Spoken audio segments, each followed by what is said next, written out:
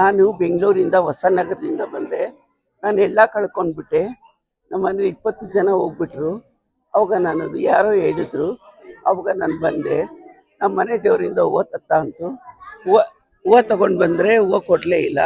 ಇನ್ನೊಂದು ದಿನ ತೊಗೊಂಡು ಬಾ ಅಂತು. 3 ಸತಿ ತೊಗೊಂಡು ಬಂದೆ. ಕಲ್ಯಾಣಿಗೆ ಬಿಟ್ಟೆ. ಅವಾಗ ನಂದು 60 ವರ್ಷದ ಕತೆ ಹೇಳಿದ್ರು. ಅಮ್ಮ ಅಲ್ಲಿ ಸರ್ಪ ಐತೆ, 5 ಅಡಿಗೆ 5 ಅಡಿ ಕಟ್ಟಬೇಕು ಅಂತ ಹೇಳಿದ್ರು. ನಾವು ಹೆಣ್ಮಕ್ಳು ಒಪ್ಪಲಿಲ್ಲ. ಈ ಚಾನಲ್ ನೋಡಿದ್ರೆ ಅವ್ರು ಒಪ್ಕೊಳ್ಳೇಬೇಕು. ಅವರಿಂದ ನಮ್ಮ ಮನೆಯೇ ಹೋಗ್ಬಿಡ್ತು.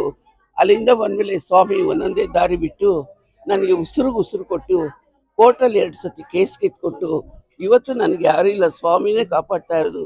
ನಿಜವಾಗೂ ಈ ಸ್ವಾಮಿನ ನಮ್ದವರು ಯಾರೂ ಕೆಟ್ಟಿಲ್ಲ. ಅಂದರೆ ಸ್ವಾಮಿ ಹೇಳೋ ಥರ ನಾವು ನಡ್ಕೋಬೇಕು ಅಷ್ಟೇ. ನನ್ನ ನಾದಿನಿಗಳು ತುಂಬ ಹಿಂಸೆ ಕೊಟ್ಟರು, ಇವಾಗೂ ಕೊಡ್ತವ್ರೆ.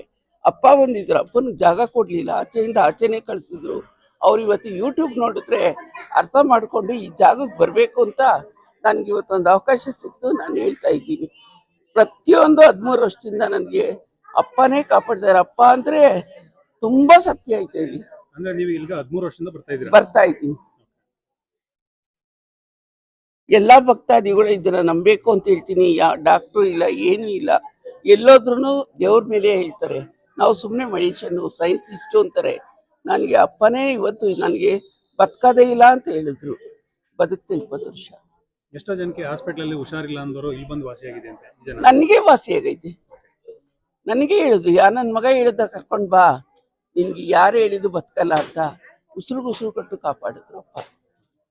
ಪ್ರತಿಯೊಂದು ಇದ್ರಲ್ಲೂ ನನ್ನ ಕನ್ಸಲ್ಲೂ ಇರ್ತಾರೆ, ಮನಸ್ಸಲ್ಲಿ 9 ಕಡ್ಡಿ 9 ಕರ್ಪೂರ ಹಚ್ಬಿಟ್ರೆ ಅಯ್ಯಪ್ಪ ಕನ್ಸಲ್ಲಿ ನಿಜ ರೂಪ ತೋರಿಸ್ತಾರೆ.